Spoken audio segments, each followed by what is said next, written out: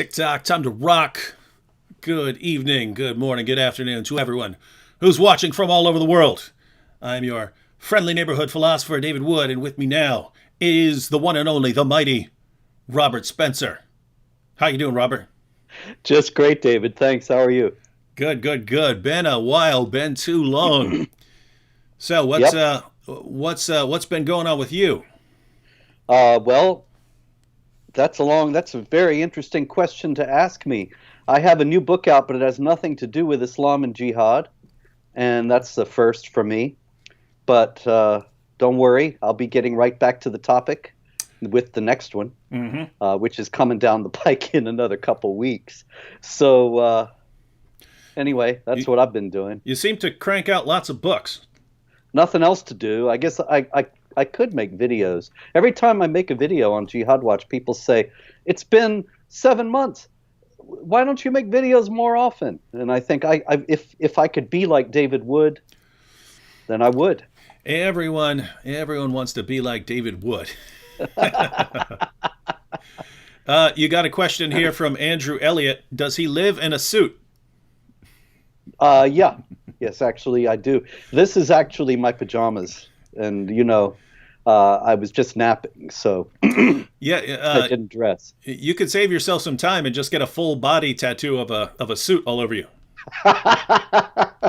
Actually, I have that. You Yeah. just didn't notice. Yeah. Now, so we're going to be talking a bit. We're going to be talking a bit about some situations. What we have here is a situation. we we we've got a situation, all right. That's right. How much of the situation have you been following? So kind of the most recent developments, they kind of started when Mohammed Hijab had Sheikh Yasser Qadi on his channel and then started pressing him with questions. Sheikh Yasser Qadi got very uncomfortable. There was a massive backlash because Yasser Qadi admitted that the standard Muslim narrative about the history of the Quran doesn't work, and he said there are holes in the narrative. And he said in effect, if we when we bring our arguments over to Western scholars who don't have a red line, they'll just destroy our arguments, and we know they're right because they're quoting our sources. And so that led to lots of people doubting Islam and so on. And then there was this massive fitna. I don't know how else to describe it. Everyone starts flipping out on Yasser Qadi. They're flipping out on Mohammed Hijab. Everyone finds out that Fareed from Fareed Responds, he's the one that leaked Yasser Qadi's emails, which led to everything. Everyone's flipping out on everyone else, and then what you have is these people trying to kind of redeem themselves. And so, how much of this have you been following? Well, I have to confess, I did not know this part about Yasser Qadi. I Oh. thought this was a controversy between hijab and some of the ex-Muslims. So all this part is new to me. But it's fascinating. I do know that Shabir Ali actually admitted that the idea that there's only one perfect copy of the Quran with no textual variations, he admitted that was false recently. And if Qadi did as well, that this is extraordinary. The whole edifice is crumbling before our very eyes. Yeah, and that's why it was absolutely amazing because it's similar to the situation with jihad, terrorism, and so on. We spend years trying to convince people who do not want to listen to reason, do not want to listen to evidence. We're telling people about what Islam teaches about jihad and subjugating unbelievers and so on. We keep telling people they don't want to listen, and they just think we're liars, we're Islamophobes. And it's parallel to the situation where Muslims are running around saying the Quran's been perfectly preserved right down to the letter. And, we're quoting Muslim sources and showing no, entire chapters came up missing, large passages came up missing, verses are eaten by a sheep. There are tens of thousands of differences in modern Qurans. Uthman had to burn all of the Qurans to cover up the differences. Muhammad's top scholars of the Quran couldn't even agree on which chapters were supposed to be in the Quran after he died. It's a disaster. It's an epic dumpster fire situation, and you guys are saying perfect preservation. No one believes us, and all of a sudden, Shabir Ali and Yasser Qadi just blurted out, and now everyone realizes that there's a problem. But we have the similar situation that we've been saying for years. Islam promotes terrorism and jihad and so on. Everyone calls us liars, Islamophobes, bigots, and now all of a sudden people are finding out There are holes in the narrative that Islam's this religion of peace and tolerance. So good times. The really great part of this, David, that I've enjoyed immensely is that it's the same people Yeah. that for years, these guys have tried to have wanted to debate me. And of course, as you know, we debated the Shiite imams in Philadelphia, was it? And and I've debated many imams in the past, Mustafa Zayed, and didn't we? We also debated Anjem Chowdhury and Omar Bakri. And Chowdhury and Bakri were a little different because they were honest. But every other imam that I've ever debated, I debated the clock boy, the hoaxer with the clock bomb in Texas. I debated his father. Oh, I thought you were about to say. I thought you were about to say you debated Clock Boy. I was like, what? No, How did I miss this? But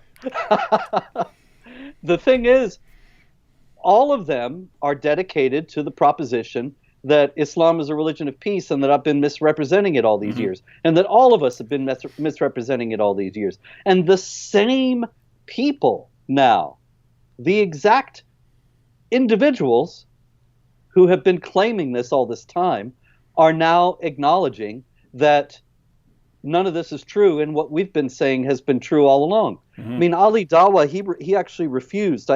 Some people were saying, why don't you debate Ali Dawah? You're a coward unless you debate Ali Dawah. So I said, okay, sure, which, of course, I'm happy to debate him, debate any of these guys. And he declined. And he said I was too old for him to debate. And he was going to go easy on the old guy. And he's the one. Too old. Sounds like Muhammad. She's too old. So but now we know, since he's come out for the death penalty for apostasy, that he had nothing to debate with me. We say that we understand Islam in exactly the same way. He would have just sat there nodding in agreement. Amen, Brother Robert. Amen, Brother Robert. Preach it, Brother Robert. Oh my goodness, finally the kuffar are telling the truth about Islam. Yeah, so it's extraordinarily entertaining. It's like an incredible vindication of everything that we've been saying all these years, combined with the dissolution, this extraordinary gaslighting that they've been doing before the world for decades is now becoming exposed.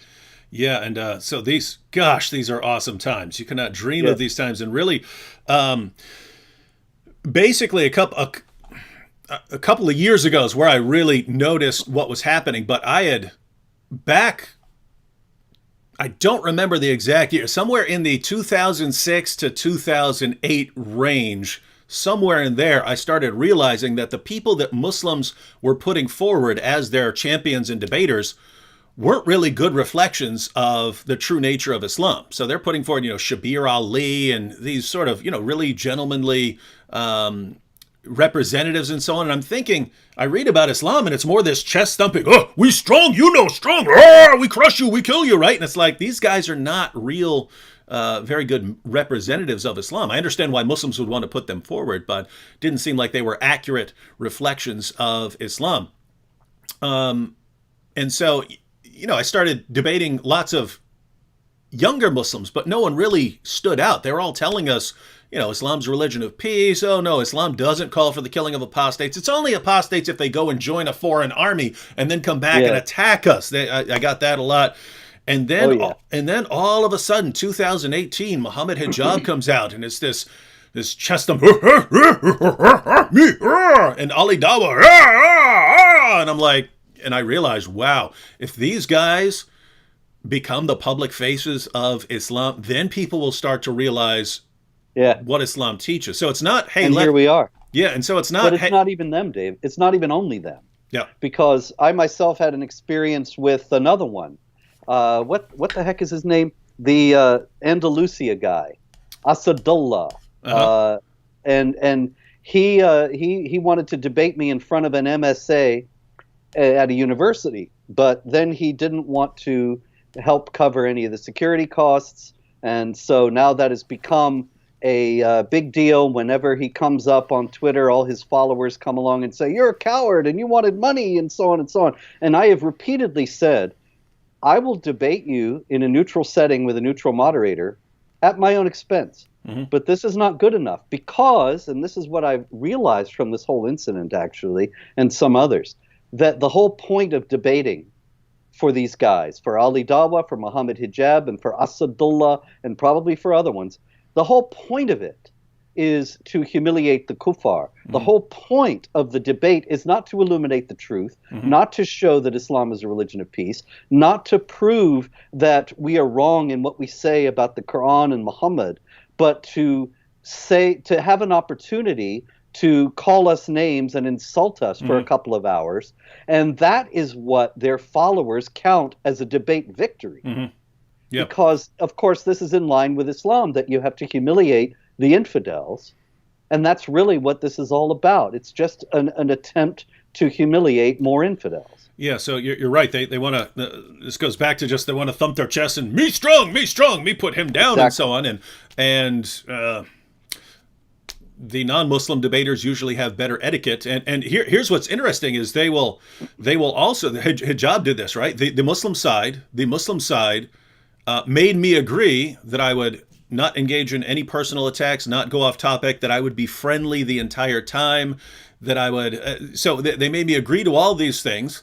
And then Hijab agreed to them all too, but he broke them because they don't believe they have to actually honor their agreements with people like us. And so I keep my agreement, he doesn't. But you and I had the exact same thing with that imam in Philadelphia or wherever we were, where there was this long list of things that we had to agree to. You couldn't talk about political events, you couldn't talk about this, you couldn't talk about that. And then they arranged the debate so where they spoke for the last 10 minutes. Then he went point by point and broke every single thing he had agreed to, did massive personal attacks against you when there were supposedly no personal attacks.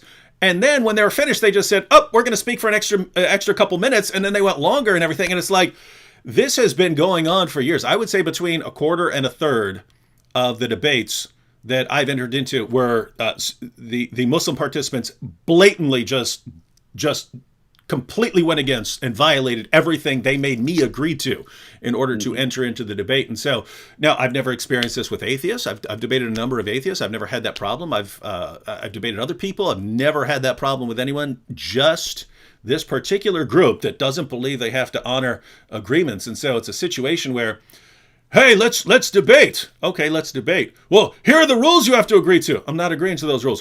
He's a coward. He's backing down from us. We strong. And it's like you said, they go about this just because let's get this guy in a situation where he's going to stick to his agreement and he's going to be nice, or he's going to follow the agreement, and we just get to heap abuse on him, which I wouldn't care. If you want to heap abuse on me for 2 hours, just call it a roast. I'll go and sit in the chair. I'll sit in the chair and you can roast me. I don't care. I'm not made of glass. Wow. Yeah, that's fine, but we just should understand that that's what it's about. Yeah. That if they're going to pretend that this is some sort of a dispassionate foray in illuminating the truth, then they should keep to the agreements that you describe, and they should behave in a more honorable fashion. But of course, here we come up to one of the core differences between the Christian understanding of how to behave in the world and the Islamic one. And when you have a holy book that tells you Muhammad is the apostle of Allah, those who follow him are ruthless to unbelievers, merciful to one another, that's Quran 48:29, folks, then you're going to be a jerk. And you're going to think that you are being blessed by Allah because you are obeying his command in being a jerk. And I see it over and over. Yeah. And my goodness, I don't know why this Mohammed Mo here keeps saying this. Mohammed Mo, he says, why don't you guys hold a two-way debate against Fareed? Mohammed Mo, I don't know if you've been watching these live streams. We've been inviting all of these guys night after night after night to join us live to defend their prophet. We've invited Mohammed Hijab, Adnan Rashid, Shabir Ali, Yasser Qadi, Fareed. Fareed's already refused. Zakir Naik's refused. These guys are refusing. So I don't know what sort of fantasy world you live in. Where, you run from them. They strong. You weak. We're inviting them every night. They don't show up. right? Ehtisham Gulam, Par for the course. Ehtisham Gulam showed up. He agreed. He came on. And Dr. Shuaib Syed came on. We did a 6-part series with Dr. Shuaib Syed. I even gave him an hour, 20 minutes uninterrupted because he asked for a long period interrupted. Uninterrupted. He spent like 95% of it attacking the Bible. Who's running here? Who's running? I don't know. But I know you guys live in fantasy land if you think, well, we so strong, they are running. You, go to Mohammed Hijab, go to Fareed, go to Ijaz, tell them they're welcome. They're welcome to come on here. I don't know what else I can say. All right. Should we go ahead and check out these Ali Dawah clips for people who don't know what we're talking about? Let's go. All right, ladies and gentlemen. So, again, just to remind everyone, Robert, for years, when we've been telling people that in Islam, the penalty for apostasy is death, what has the response been from Westerners and from Muslims in the West? You are a racist, bigoted, Islamophobic extremist. You are validating the misunderstanding and misinterpretation of Islam that is fostered by Al-Qaeda and ISIS, and thereby aiding Al-Qaeda and ISIS. You are disrespecting the vast majority of peaceful, moderate Muslims who believe in peaceful coexistence, and you are gravely harming the chances of peace and harmony between cultures and religions in the world today. Something along those lines, indeed. So that's why it's just amazing. And so again, the parallel here, ladies and gentlemen, is for years Muslims said perfect preservation right down to the letter, and all of a sudden they start blurting out, nope, there are all kinds of differences and there are holes in the narrative, and yeah. And then, wow, finally you're admitting it. And likewise, for years, Muslims have been saying, no, we would never, everyone has freedom in Islam, free to do whatever you want. Islam produced the golden age of interfaith harmony and tolerance, blah, blah, blah, blah, blah. There's no compulsion in religion. No compulsion. It's right there in the Quran, as long as you ignore everything else about the Quran and ignore the entire context and ignore 14 centuries of Muslim interpretation. It's so clear. And then finally, we have someone to vindicate us. Finally, we have an Ali Dawah to come along and say, guys, David Wood and Robert Spencer were entirely correct all along. Here we go.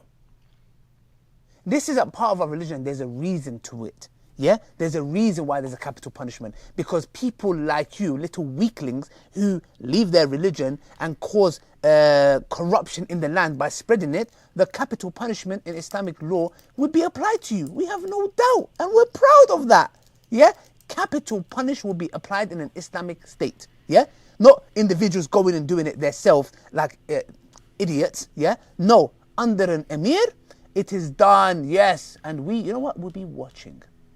I wanted to pause it there. We'll be watching. How would now this kind charmer, this guy. This is kind of another issue that I've noticed, namely that these guys are tossing around these threats and intimidation like they still think this could actually work, like we could actually intimidate these guys into doing what we want, when in reality, the point I made last night was anyone who can be intimidated in that way is already gone out of any sort of counter jihad movement or anything like that. The people who are left cannot be pushed around like that, right? The apostate prophet. Intimidation is their primary tactic. Mm-hmm. Intimidation is absolutely the fundamental way that they operate, because they'll tell you, you are all wrong about Islam, and they expect you to back off then and say, oh, I'm so sorry, I got it wrong. Tell me how it is right. Or if you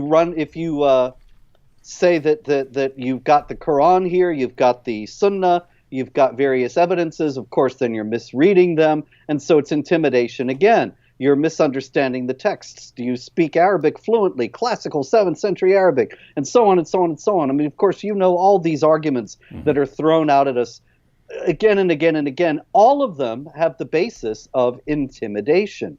They are all designed to knock us back, put us on the defensive, and make us think that our arguments are not sound, even though they don't actually constitute any genuine refutation of those arguments. And then if you don't even want to discuss it, don't care to discuss it, you're a coward who is avoiding their debate and trying to conceal the truth as a true kuffar would. And that's more intimidation. It says you're either a coward or you're a liar or you're evil. And these are the only choices that are offered. They never have ever approached me, and I'm sure that they never have approached you in a good faith, mutually respectful manner, and discussed things, like you said, with the atheists in a dispassionate way that was just designed to make it clear which point of view had encapsulated more of the truth, because that's not what this is about. It's all about intimidation from beginning to end. Yeah, and I think I think the situation is that they kind of only have a handful of tricks, right? They only have a handful of tools, right? You can go out and you can violently subjugate an area and force it to obey you. You've got deception, you've got trickery, you can trick people into believing certain things and so on. And you have just harassment and intimidation. And so in a Muslim country, it's here's what you need to do. And if you don't do it, we'll chop your head off or at least throw you in prison or something like that. But in the West, where that's not going to work, it's well, we'll just try to intimidate you, right? We'll heap abuse on you. Well, it's the same thing in a certain sense. Here's what you have to do, or else we will blacken your reputation and smear you in every way that we possibly can. And if you act up about it, if you protest, then we'll just do it all the more. And so it's really just the same kind of thing that happens in the Sharia states, only within the parameters of what is legally possible in the West. It's all intimidation. Yeah, and it's the situation that we have recently with Mohammed Hijab basically harassing people's wives, right? So he goes after the apostate prophet's wife. He goes after Abdullah Samir's wife. He goes after Abdullah Gondal's wife. He's targeting all the wives and harassing them and saying really nasty things, using imagery of like torture and rape and things like that when he's talking about them. It seems that because they only have one method, and just to be clear, everyone, I'm not talking about all Muslims. I'm talking about the people like Mohammed Hijab and those who follow him and so on, and those who use the same approach. The people who are trying to get their way in the West right now, trying to force their positions on everyone else.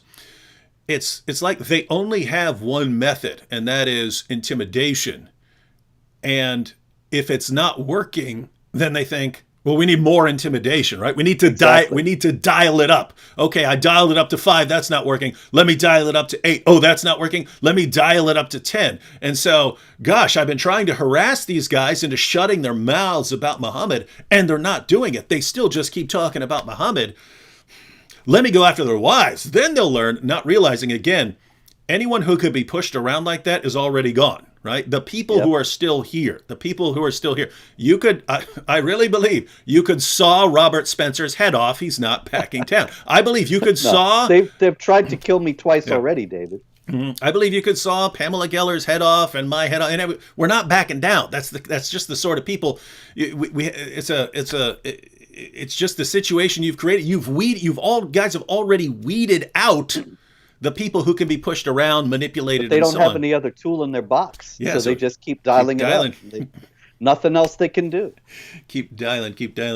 Let's go ahead and finish that clip from Ali Dawah, because so at the first part there, he admitted and acknowledged, hey, you guys would die, and we're proud of that, he says in the clip. And we'll be watching. Yeah, we'll be watching. We're watching you, and we're building our Islamic community bigger and bigger with the goal of establishing an Islamic state. And once we have the Islamic state, you are dead. We're watching you.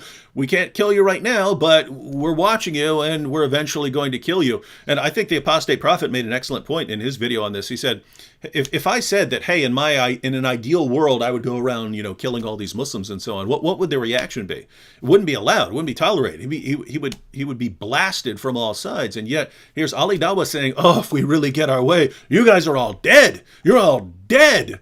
And it's fine. It's fine with everyone. Interesting stuff. All right, let's go ahead and finish this Ali Dawah clip here. Because if you're going to cause corruption in the land, that's going to cause more damage to the society as a whole, because the Sharia didn't come to protect an individual's right. Hey, can I drink alcohol? Yeah, sure. Drink alcohol, run someone over, kill them, set all this kind of chaos. No, Islam says the right of the community is greater than you individual wanting your right to freedom, which is BS. Absolutely BS, yeah? Don't get me started. So you just backfire. Right of the community is greater than you individual wanting your right to freedom, which is BS. Absolutely. I keep going back to this, guys, because of the community pay attention is to greater than you individual wanting your right to freedom, which is BS. Your Absolutely right BS, to freedom. Yeah? Don't get me started. So you just backfired on you. That's right.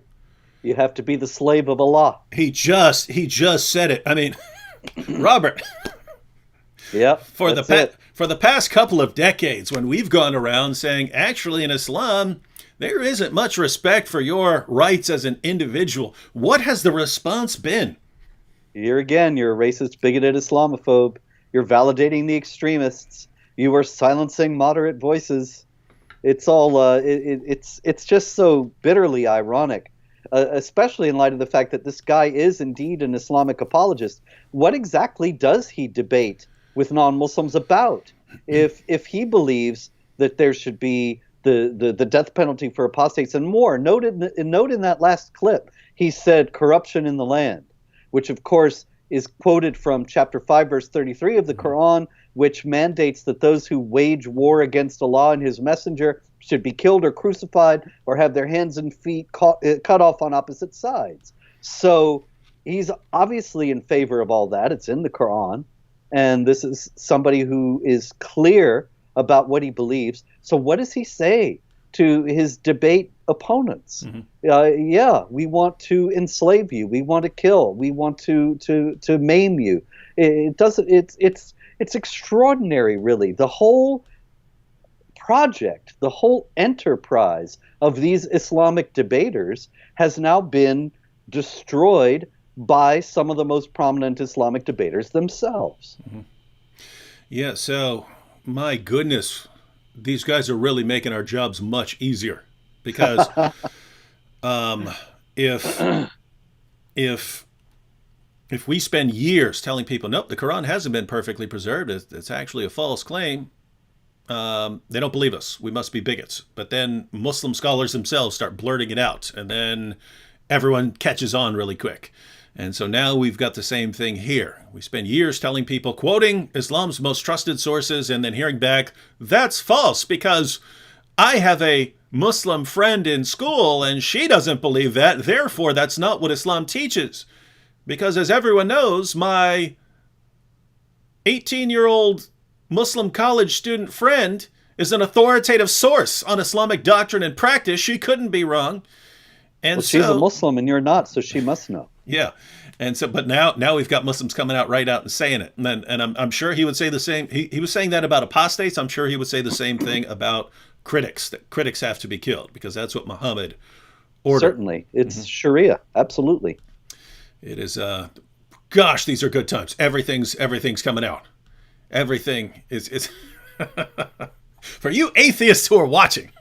For all you atheists who are watching, right? If you tell me that the universe formed on its own, that's one thing. If you tell me that life formed on its own, that's one thing. If you tell me that human consciousness formed by a natural process, that's one thing. But how can you not recognize that the Almighty has delivered these men into our hands? How can you not? How can you not recognize that? I've never seen anything implode like this, like Islam, over these past couple months. All right, I'll probably be coming back to that. All right, should we jump into some Mohammed Hijab? Yeah, you got his tweets there.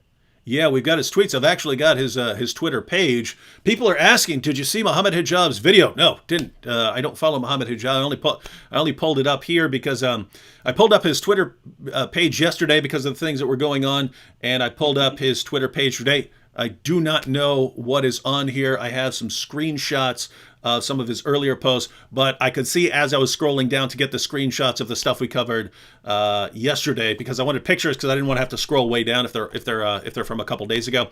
I saw that a bunch of pictures of myself, and so I know he's talking about me. So Oh yeah. All right.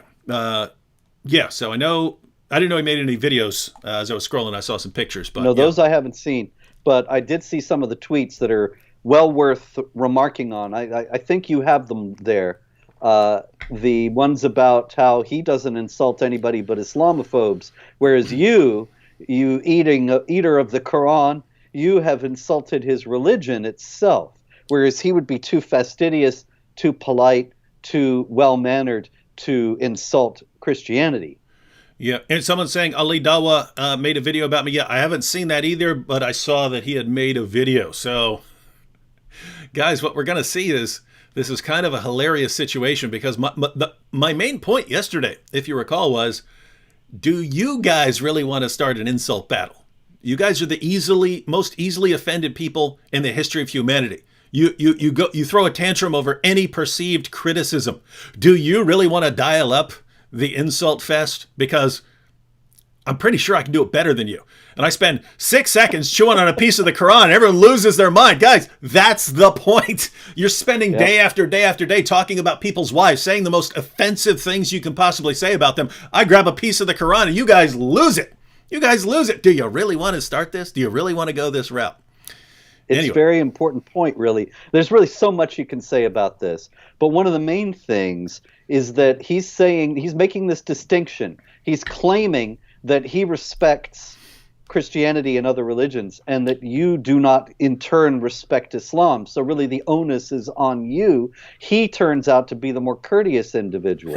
In the first place, that's what Hijab said, right? It's in one of those tweets. And let's see let me see if I can get all right, here we have his Twitter page up on the screen here. Let's scroll down. So Hijab, I'm trying to find the one you're referring to. Mohammed Hijab, eating the Quran like I ate him for intellectual breakfast. I should say like him, eating the Quran like I ate him for intellectual breakfast. November 2018. I proved to him and to all the Muslims that Allah prays for Muhammad, not to Muhammad. Allahu Akbar. So that's Hijab. Let's see. You're referring to there's actually a funny graphic right there of us that's kind of bobbing our heads. Let's see. Yes, I saw that. Okay, we can read some of these in a few minutes. I'm looking for what you're talking about. Yeah, because there's a bunch of things to say about it. Gosh, one of them is this guy obsessed much? Yeah, he's got a lot. Wait. Wow. This got to be the end. Oh my goodness. Individuals like Cosmic Skeptic and William Lane Craig associate themselves with people who eat the Quran and laugh on to disrespect the Muslim community. In the case of Cosmic Skeptic, his Twitter support for Apis is evident, while Craig makes collabs with David Wood. The difference between us and you is this: we disrespect Islamophobes like you who disrespect our community. You disrespect our religion and our community. Quite frankly, I have never and would never gratuitously insult any sacred symbol in any religion, even though I can legally. Now, in the first place... Wait a minute, where is that? That seems seems longer. On his Twitter, I just read it. It's 13 hours ago, says here.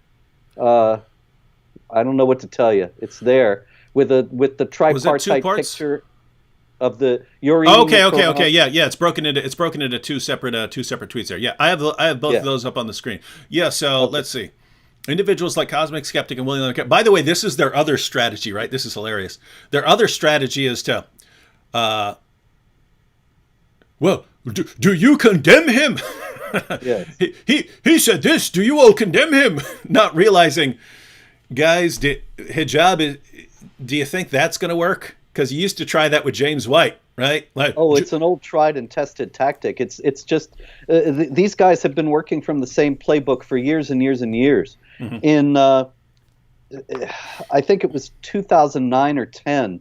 I was talking with Kaner Dagli, this professor. He was one of the editors of the Study Quran. That hadn't been written yet, but he's a professor at I think Holy Cross College, a Catholic college, which has no excuse employing a guy like this. But anyway, he's writing me in this belligerent manner and asking me, "Do you condemn Pamela Geller for saying this and that?" And I said, "Why don't you talk to her about it?" I have total respect for her, but it has nothing to do with me. But this is the way that it's a form of the divide and conquer tactic.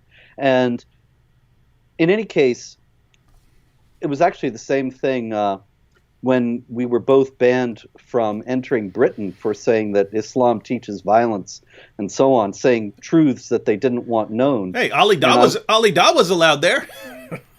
Yeah, of course. And I went on a BBC show with this imam and this fellow from Hope Not Hate, the leftist group that had gotten us banned. And they said, "Well, what do you think is so wrong with Spencer?" And he starts quoting all these other people with whom I am associated. Well, sorry, that's not the problem here. But in any case, the thing about this, what hijab is doing besides that as well, is he's once again working from the model of Muhammad. And this also is one of these wonderful things that has happened over the last few weeks, that just when this actually started, somebody was saying, that they've been disappointing some of their followers. And I've seen on Twitter some followers of Mohammed Hijab and Ali Dawah saying the way they're behaving, they're validating what the Islamophobes like Spencer say, and they are bringing disrepute. Yeah, and they're bringing disrepute upon our community. And I actually answered one of those and said, look, he's just following Muhammad's example.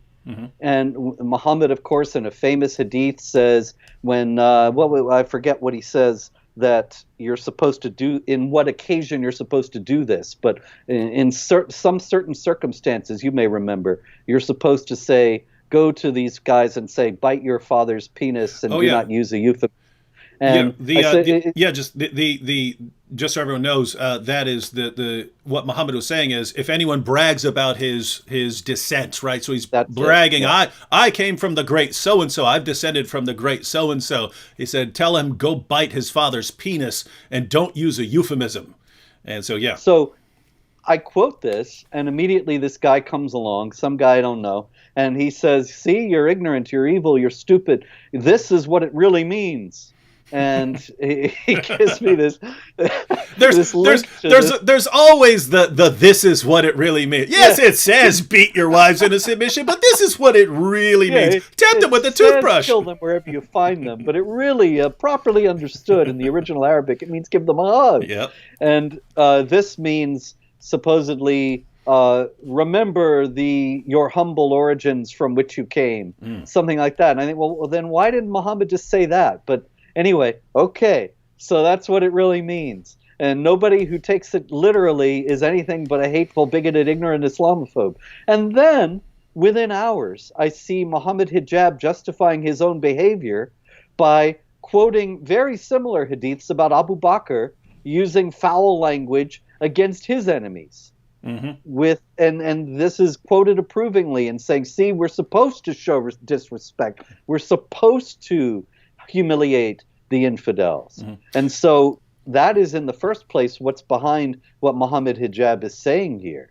But it's also noteworthy that, let me go to it here just a second, sorry for the bright light, that he says he would never gratuitously insult any religious symbol, because Islam itself, in its core doctrines, nobody knows this, everybody's used to it, nobody thinks about it, because Christians don't go around screaming at people and killing them if they're insulted. But by denying the divinity of Christ, denying the resurrection, denying the salvation, these things are all insulting to Christianity. By saying that the Bible is corrupted, these are built-in insults to the Christian faith that virtually every pious, believing, knowledgeable Muslim assumes and takes for granted and repeats. And that's okay with the whole world. And I'm not counseling anything else. I don't believe anybody should be harmed for insults.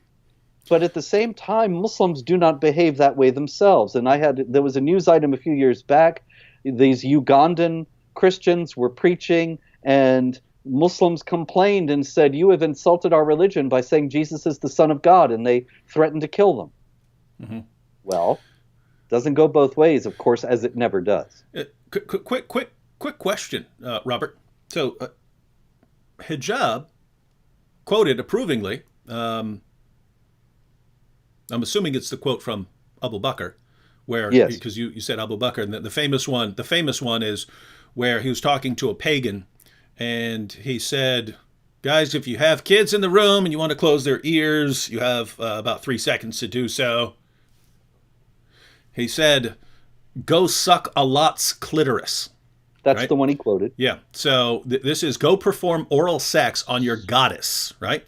Now, just imagine us saying to Muslims, "Go suck Allah's penis," and so on. They'd be like, "Oh, it's the end of the world. How dare you say these things about us?" But tell me, Robert, doesn't this sound like he's insulting a religious symbol here? Something that this guy has respect for and reverence? Exactly. There's no intellectual consistency here. There never is. Go ahead. Now, as someone who likes to point out how Muslims are constantly destroying their own religion, when Muhammad conquered Mecca, the Kaaba, of course, was surrounded by 360 religious symbols that were very dear to the pagans. So obviously, someone who would never insult someone's religious symbols, Muhammad must have been very, very delicate with those and respecting of the feelings of the pagan of Mecca. Is that what he did? He smashed them. He smashed them. Wait a minute. Whoa. So wait, hold on. You're telling me, Robert Spencer, that when Muhammad encountered other people's religious symbols, he smashed them to pieces. He didn't care what they thought. He didn't care what they felt. He didn't care about their feelings at all. He said, "These are your religious symbols. I will smash them to pieces, and I don't care." That's what he said? Yep. So Muslims, according to your prophet, I could take your religious symbol that hijab is freaking out about. I can just do this, right? According to your prophet, right? I can do that. Is that true? Notice there's no concept of consistency here. I would never do what my prophet did. Did anyone you see the video from Bahrain the other day? 1 second here, because they're going to want this pic for the tweet, right? Here you go, Hijab. Here's your next tweet. I don't even know what chapter that was. Go ahead, Robert. But I think that it's very important to point out that is the Abdullah Yusuf Ali translation with the Arabic on the page. It has the Arabic on the page. You're not just eating a translation. Nope. You were eating the real thing. That is it's parallel Arabic and English there. So that is the Arabic. But anyway, did you see the video from Bahrain just a couple of days ago? A couple of niqabis, women wearing niqab, everything covered but their eyes, and they're in a store. And in the store are all these statues of Ganesh, the Hindu god, the elephant god. And they're taking them one by one and smashing them on the ground. Now, why did they think that was a good and meritorious act to do? That's what Muhammad did. Yeah. And so they're imitating their prophet. And not only did that happen, but they have been predictably hailed as heroes all around the Islamic world, all over Islamic social media. They've been praised for doing this. And so it would be interesting to ask Mohammed Hijab, do you approve of the smashing of the Ganesh idols in Bahrain the other day? Mm-hmm. Because he can't say he doesn't approve of it. That would be going against Muhammad. No, this is fun because just based on his tweet that you brought up, he just condemned his own prophet, right? I'm more in line now, and they don't get it. So Mohammed Hijab has committed blasphemy, and deserves death according to Sharia. Check this out. So the comment here, bruh, David Wood talking about disrespecting other religions. He is the epitome of disrespect. How could you do that to somebody's holy book if you supposedly have the truth? Are you not understanding anything here? I'm not complaining about disrespect. Hijab is. I bring up disrespecting people. As a matter of fact, let's go back to let's check out this tweet again. Let me get this tweet back up. But so he says, individuals like Cosmic Skeptic and William Lane Craig associate themselves with people who eat the Quran and laugh on to disrespect the Muslim community. Hint, hint. Cosmic Skeptic and William Lane Craig. How many of you are there? Cosmic Skeptic and William Lane Craig, could you publicly condemn this man? Because that will stop him. That worked so well when we got James White to condemn him. He'll definitely back down now because these guys back down. And so in the case of Cosmic Skeptic, his Twitter support for APIS is evident, whilst Craig makes collabs with David Wood. You know why people collab with me? Because people love me. All right, so that's not the one I was looking for, the one below it. The difference between us and you is this. We disrespect Islamophobes like you. Now, notice what he just said. We disrespect Islamophobes. In other words, we disrespect people, human beings. Yeah. You disrespect... That's the humiliation, the intimidation. You disrespect our religion and ideology and our community. How do I disrespect your community, Hijab? By disrespecting your religion, right? So at the end of the day, we're criticizing an ideology which has no feelings, which has no rights, which calls for our violent subjugation, and as such is completely open to criticism. You're saying we attack people. We attack people. And he says, quite frankly, I have never and would never gratuitously insult any sacred symbol in any religion, even though I can legally. Right. So gratuitously, that wasn't gratuitous. There's a point to what I was doing. Right. And right. I'm making a point to you that this is not a direction you want to go. And now you've got your prophet. He could have carried the idols out of Mecca, sent them on their way with anyone who wanted to leave. He could have done that. Instead, he smashed them to pieces. He insulted them. He insulted them. He insulted and degraded them. And you just condemned your own prophet. Congratulations, Mohammed Hijab. You're an apostate now. Need forgiveness. You can call yourself the apostate Hijab. That's beautiful. Yeah. All right. Well, let's. If he goes on trial for blasphemy, and is executed, we'll be watching. Yeah. Hey, Hijab, why don't you go to Pakistan and say, I condemn Muhammad for gratuitously insulting and smashing the idols of Mecca. Go ahead and tell him that. So let's just scroll through these since he made a ton. Eating the Quran like I ate him for intellectual breakfast, November 2018. In the English-speaking world of apologetics, it seems the Muslim intellectual threat is too potent. Yes. It's frightening. This guy's going around, and your wife this, and your wife that. She will be pinned to the wall and raped with the truth, blah blah blah, defiled. And we say this is disgusting, dude. And his response is, aha! He can't handle our intellectual threat. That's right. This dude is nuts, man. We have apostates, atheists, and Christian anti-Muslim apologists all forming a major coalition. Hijab, why is that?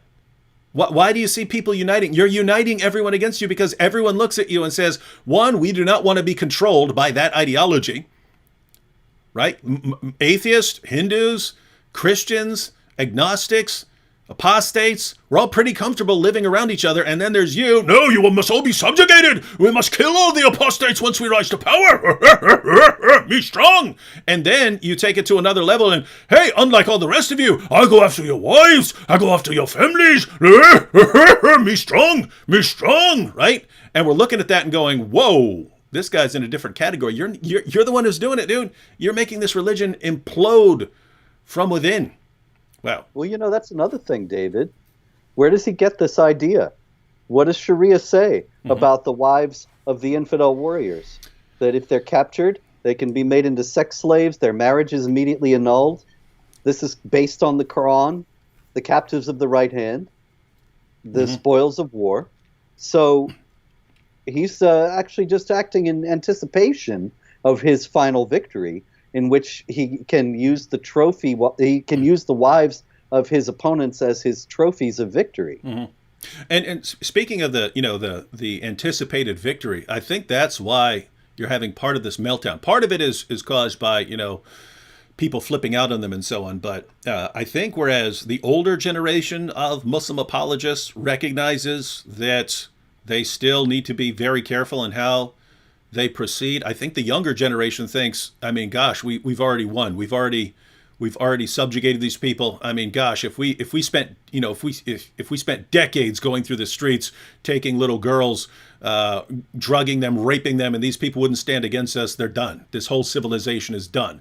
If we can say whatever we want, if we can announce on YouTube we're going to kill these apostates, and they just let it happen and they will not speak out against it, these people are done. We can get away with everything. So I think these younger generation, like Mohammed Hijab and Ali Dawah and these guys, they think they can just do whatever they want now. They can go after their wives. They can go after the wives, go after their families, anything. They're not going to stand up, not realizing, dude, people are coming after you now. What's hilarious is that eating the Quran yesterday. That was just off the cuff improv. Hey, do you want to go this route?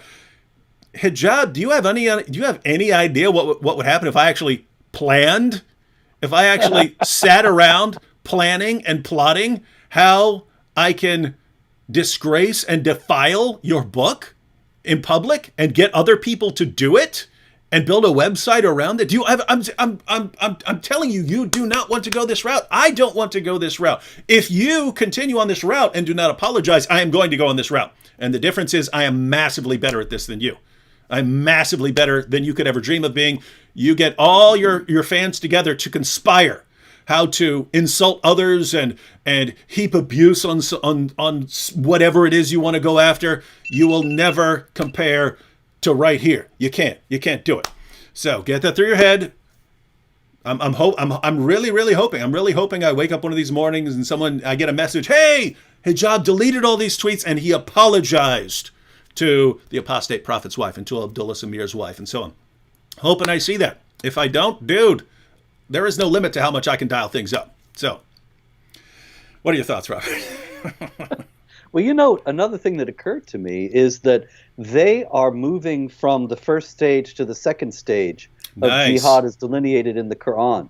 That, as we have said for many years, and we're called racists and Islamophobes for saying so, there are 3 stages of development of the concept of jihad in the Quran. And this, of course, is not our idea. This is something that was taught as early as the 8th century by Ibn Ishaq, Muhammad's first biographer, who explained that first you have the Meccan period in which Muhammad preaches tolerance. It is not tolerance of the non-Muslim. It is tolerance from the non-Muslim. What he's preaching is leave the Muslim community alone.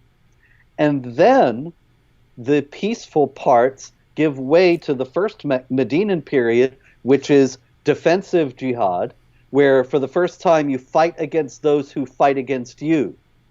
Mm-hmm. And then, of course, the third stage is offensive jihad, fight them until religion is all for Allah. Now, chapter 839. The thing about this is that I think that these guys, emboldened by all the victories, and they have had so many victories, most of the world is kowtowing before them. Most of the Western intelligentsia, the political elites, the media elites, most everyone in the West, if they say jump, then the people in the West say how high. If they say you cannot draw Muhammad, they say, oh, okay, sorry, we won't exercise our freedom of speech. We will bow to your violent intimidation and never draw Muhammad again. And we will smear and demonize anybody who dares to get out of line. Mm-hmm. They have seen this all these years. And you and me, David, and a few others, we're the outliers. Like you said, we're the ones who wouldn't cut and run.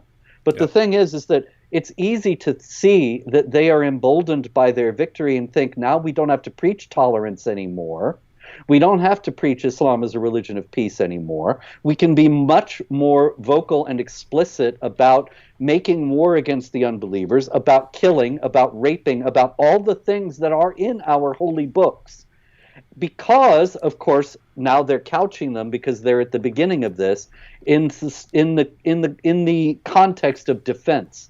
That you insulted Islam, Therefore, he can say all these terrible things. These other guys, these apostates, they insulted Allah, they insulted Muhammad, they insulted the Quran, so we can talk about raping their wives. And so they are emboldened now by their victories to think they can escalate their jihad to the next level. But at the same time, the whole thing is falling apart. Just as they're accelerating, the wheels are falling off. And so it's a wonderful thing to see. Yeah, so basically right now there's all these things that we've talked about that they kind of only have a couple of tools, right? Deception and aggression. Intimidation, and, yeah. Yeah, just really coming at people, harassing them and so on. And they've been doing it in a kind of more laid back way, right? Where you spoke out, they would attribute to racism and so on. Whereas now it's just like harassing people's families and things like that. And so they're taking it to another level, not realizing, guys, maybe you're not as far along as you think you are. Yes. Right? And maybe people aren't going to back down as quickly as you think they will. And so not looking good for these guys. Let me bring up this tweet again. David Wood eating the Quran to try and disrespect it, while Apis laughs on as if he has achieved something. I did. I totally did something. I made you lose your mind after you spent I don't know, days or weeks attacking people's wives and so on like that. It took me all of, what was it, 6-8 seconds or something like that to send you into a frenzy, and I haven't even gotten started. And check this out. This is the same man William Lane Craig made a collaboration with. Let us see if William Lane Craig or other Christians want to associate themselves with that. Here again, he has no idea how stupid he's being. Guys, have you noticed over the past couple months that I've been putting way more videos out? Have you noticed I've been posting almost every day, if not every day, and sometimes 2 or 3 times a day, and putting out 1 or 2 videos and doing a live stream? Has everyone noticed that? Has everyone been noticing? You know what happened? Coronavirus happened, and traveling and collaborating and speaking engagements and conferences were canceled. These things were canceled, right? And I actually don't really like going to a bunch of events because it messes up my video production, and that's where my heart is. I like putting out videos. I like doing some live streams. So think about this. Everyone, stop collaborating with David Wood. Stop having him come out. Don't invite him to your events. This will crush him. It's just like, are you insane, dude? Right? And you know, Robert, this is a true story. Back when I started making videos about Islam and so on, there was a team of like 15. There was like a team. I mean, I can't give a specific number, but I know it was somewhere around 15 people who would, when I announced, hey, I'm going to speak somewhere, there would like, I would show up and they say, hey, we had 15 people call and complain that we were having you come and speak. And so over time, I just thought, well, this can't continue. I'll just focus on videos. So what they're most upset at me about is all the videos I put out. But part of the reason I put out so many videos was that they were blocking me from speaking. And now Hijab's brilliant idea. Let's make sure David is not invited anywhere and he just stays at home cranking out 3-4 videos a day. Ha ha! The victory of al-Islam. These guys are nuts. It's they're the worst. They're the worst at strategy in the entire history of humanity. Here again, it's just the one tool. He just can. He's trying to intimidate you. If you can't be intimidated by all his usual arguments about you're mistranslating or you're lying or this, then he starts the insults. If you can't be insulted, he'll start with the wife. If that doesn't make you stop, then he goes to William Lane Craig and other people he thinks that you respect, and I'm sure that you do. But the point is that he's trying to, it's all just another kind of intimidation, that he's trying to frighten you into stopping what you're doing. Yeah, and that's all they ever do. Really, really dumb. I mean, notice what he's complaining about right now. I can't believe it. He's disgraceful. Why did I do it? If he wanted, notice, how do I get this man to stop? Quit attacking people's wives, right?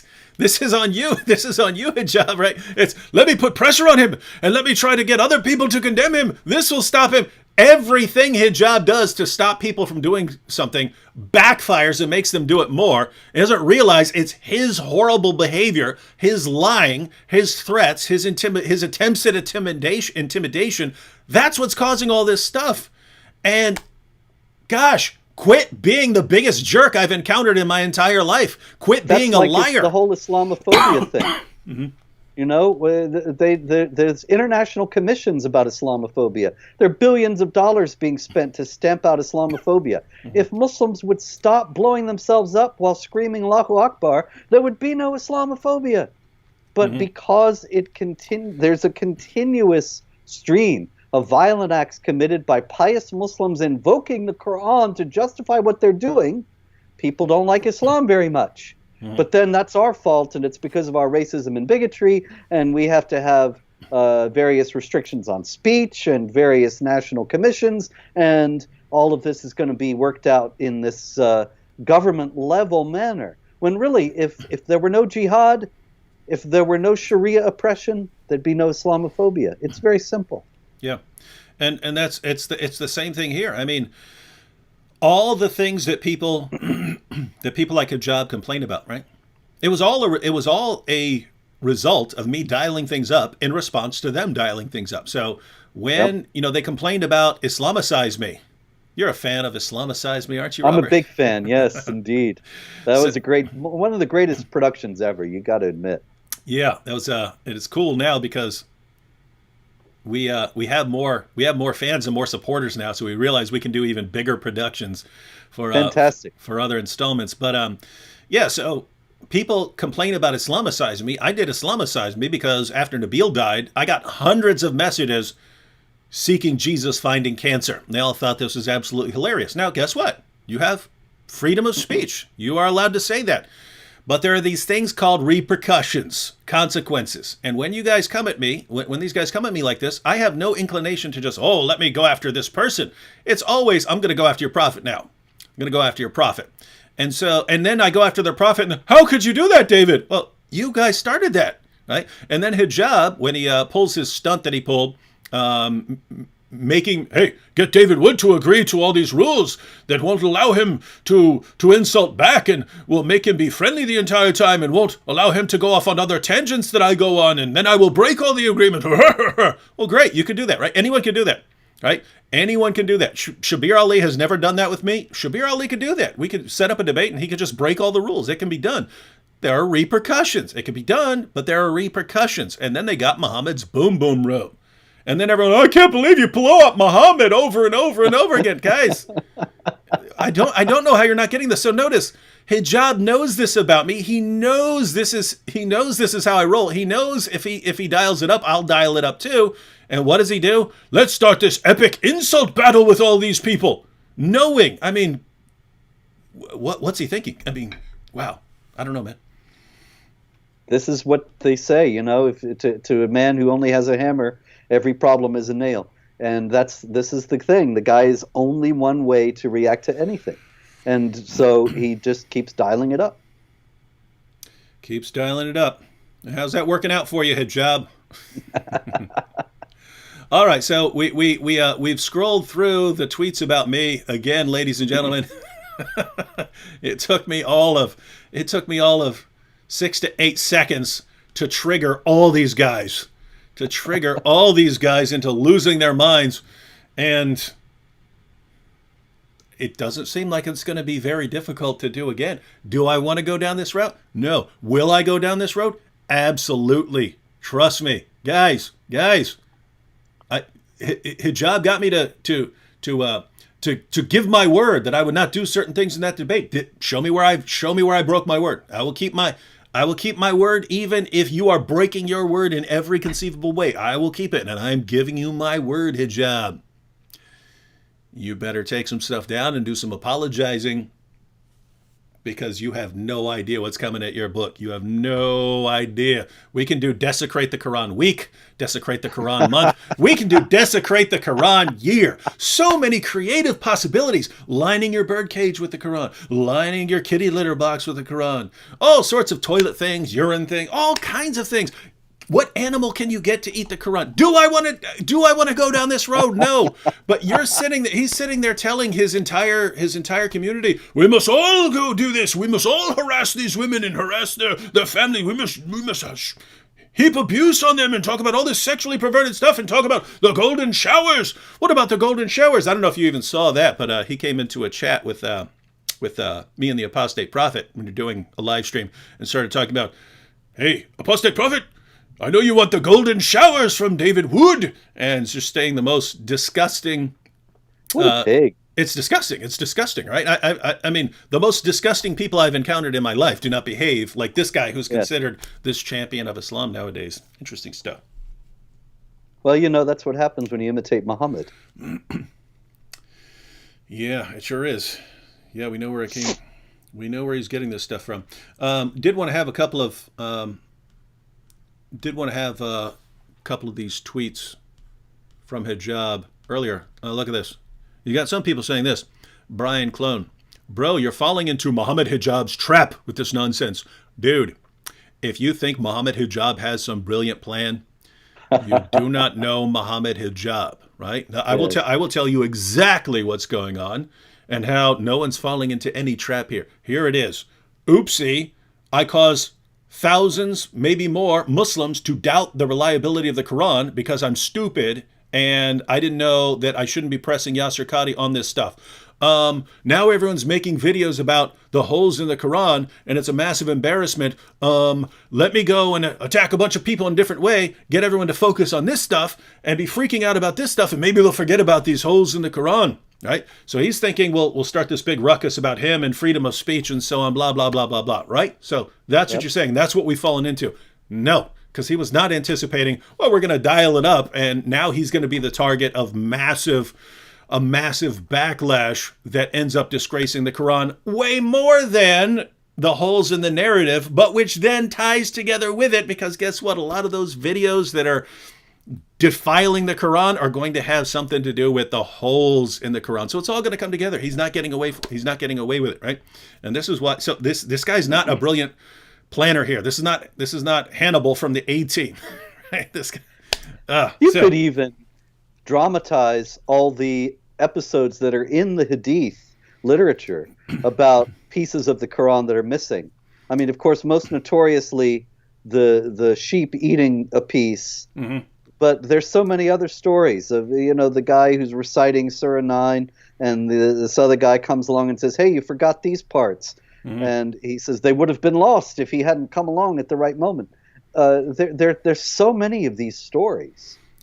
And the Muhammad dictating and the scribe repeats it back, but adds in some stuff because he wants to make sure he understands it. Muhammad says, yeah, that's good. Add that in. Mm-hmm. Well, actually, I was just Islamic sources. I was just about to make a video on that. There you go. On that particular topic. But yeah, no, what you mentioned about reenacting the hadiths, I've already talked to Vocab about that, where just some of the classic hadiths, like the woman being beaten until her skin turned green and thinking that Muhammad is going to defend her, not realizing it. Just some of these classic hadith, just get these actually just reenacted. And, sounds great. Mm-hmm. All right. Let's go ahead and check out these two tweets from Hijab. These are the ones we talked about yesterday, but people don't seem to really grasp much of them. So this was one. Did you see this one where I misread this? So I misread it. Can you see it on your screen where you are, Robert? No, all I see is you. Oh no, but you see me, right? Okay, wait, you see me on? Oh, should I go to the YouTube? Yeah, you can. Well, matter of fact, I'll just yeah, you can, but I can also just I can read it out to you.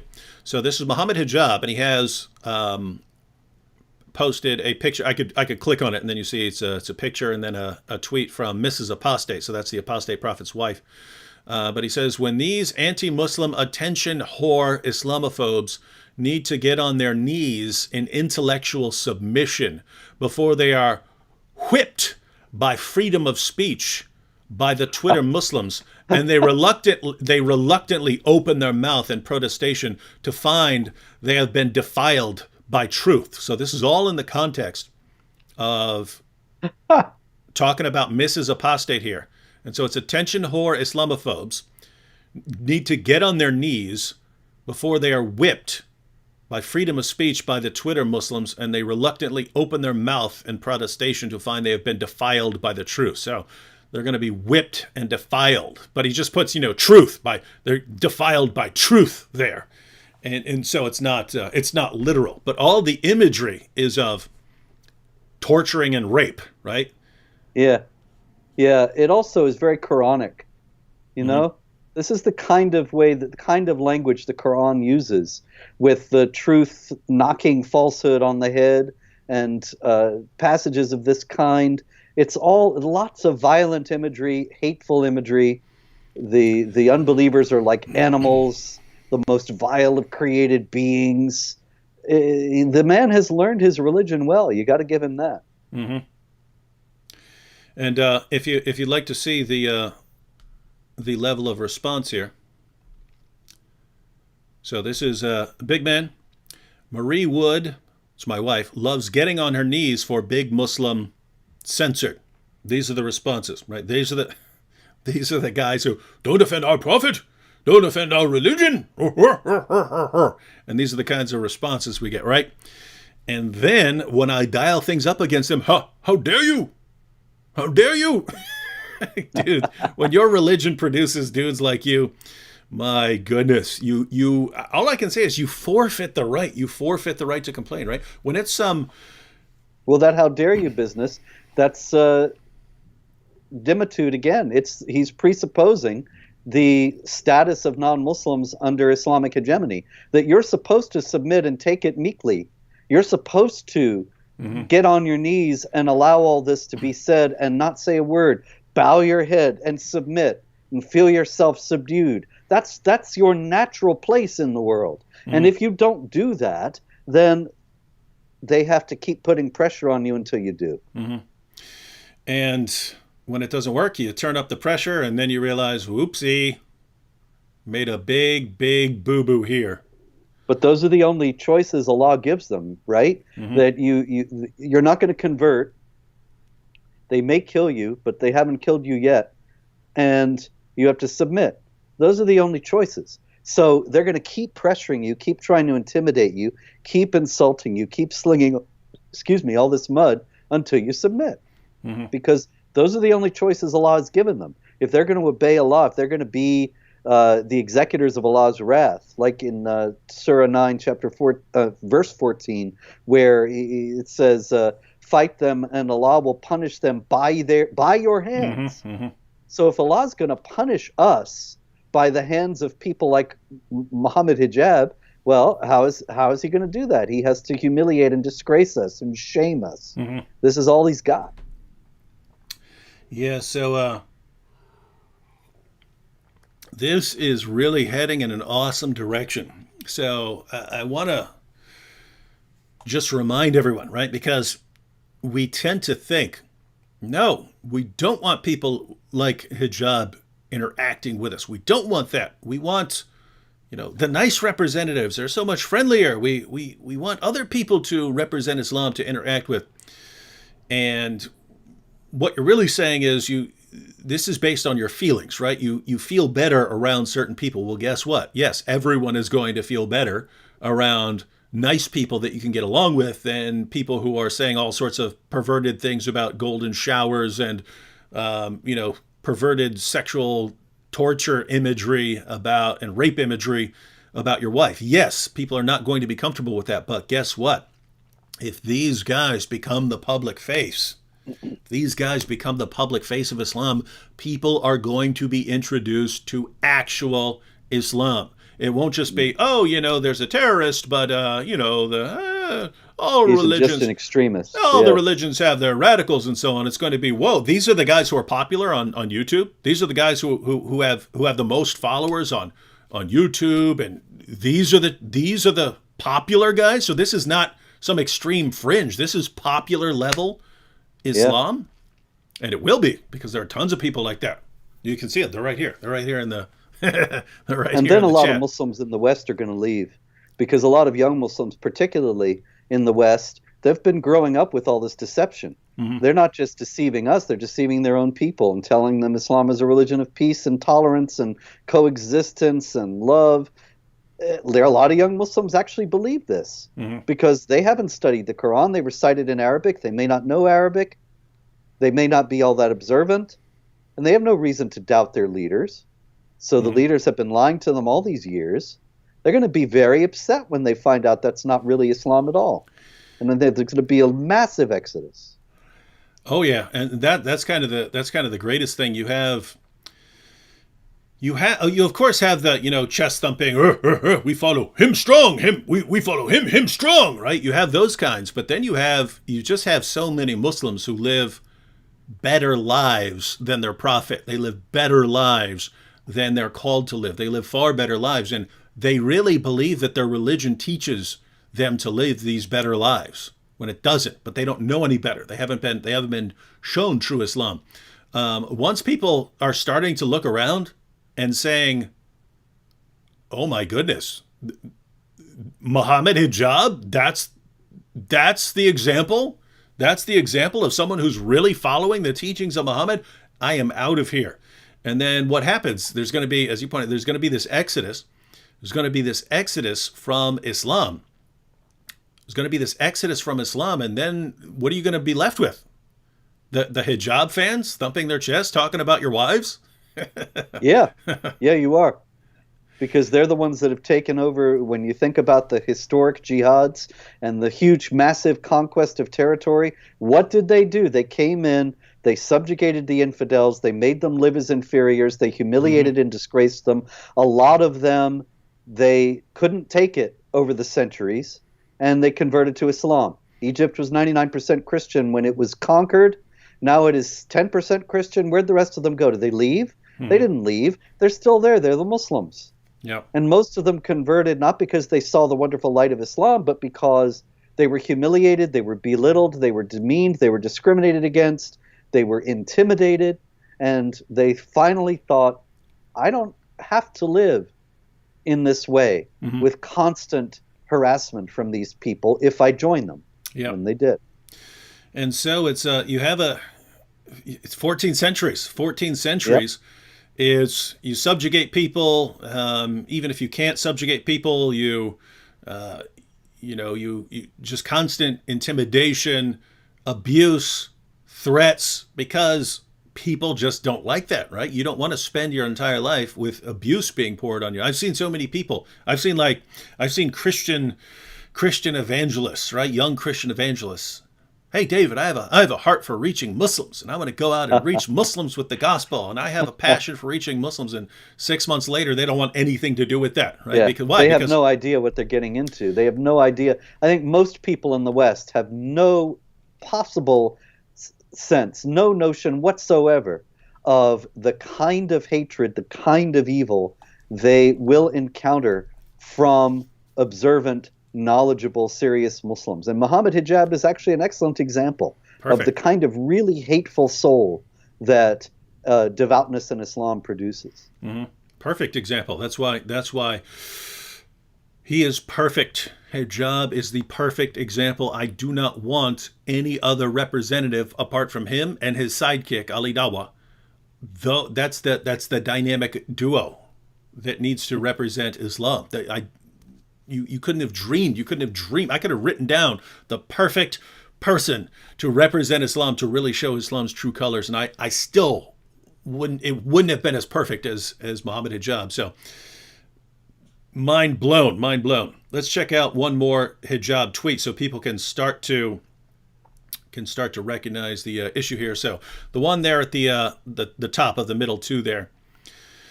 Hijab said, "I call upon all of the Muslim Twitter soldiers to work within the full scope of the law to create maximum damage to the cause of apist, the apostate prophet, and his public figure with," can't even spell correctly, and then, of course, a name. "They are demoralized and on the ropes.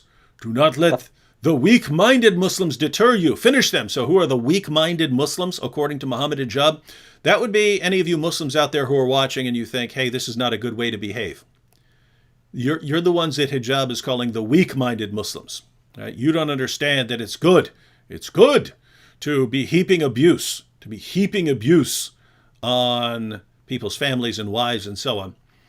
They are demoralizing on the ropes. Do not let the weak-minded Muslims deter you. So when Muslims say, hey guys, this is not a good idea, we should not be behaving this way, then he's saying they're weak-minded. Finish them. Finish them. So keep heaping abuse. So notice he calls on the Muslim Twitter soldiers. That's like keyboard jihadis. I've been calling people keyboard jihadis for years, and now we have the Twitter soldiers. The Twitter soldiers. Yeah. So what are your thoughts on that? Well, I think this is, once again, this guy just keeps exemplifying the move to the next stage of jihad, the deep hatefulness of the imitators of Muhammad. The violent language here is extraordinary. Finish them. That usually means kill them. And we will continue to choke on the thunderous word of Allah. You're trying to appeal to people to convert to Islam, and you say, you will choke on the thunderous word of Allah? Yeah. This is not appealing to people in the West, but Mohammed Hijab doesn't even care because he's moved away from the stage of appealing to people in the West with fairer words than the infidels use and so on. He is now going to force this upon us, and he's been emboldened by all the cowardice that he's encountered in the West to think that he can actually get away with this now. I mean, even he wasn't talking this way when you debated him. He was rude, he was nasty, he was a jerk, but he wasn't, the violent imagery wasn't there that I recall. No, he's definitely gotten worse, and this is something that I started saying back in 2018, that if you let these young guys like Hijab and Ali Dawah and so on, if you let them start getting popular, right? These are these younger, aggressive guys. If you start letting these guys get popular, they're already just young and aggressive. That's their personality type. Their religion encourages them to threaten and intimidate and to use all sorts of abusive language. If they then become popular on YouTube and get a following that's going to cheer them on, they're not going to be able to handle it. They're just going to lose their minds, and they're going to go out just heaping abuse on people and being cheered on by their mob. And anyone who gets in their way from their own community is going to be crushed. And you even see in there, don't listen to those weak-minded Muslims. And by this, who? What? All of the scholars of Islam, all the classic apologists who are saying, guys, you're embarrassing us. Don't do this. Don't go down this road. This is going to lead. Yeah, but that's the old guard. Yeah. Those are the old out-of-touch guys, Shabir and the guys like that. They're nice guys. They're winning personalities because they understood that was the way to operate in the West, and they understood also that Islam, being a tiny minority in the West, operating from a position of weakness, that was imitating the Prophet in its own way. But if Shabir Ali and guys like that are going to be consistent, they can't really condemn Mohammed Hijab either, because they know that what he's doing is in line with the Quranic trajectory of peace and tolerance to defensive jihad to offensive jihad. They know that it's in line with Muhammad's vulgar, disgusting verbal abuse that he heaped upon his opponents. So what can they say? They just have to give way now. And they will, unless Hijab willingly decides to stop.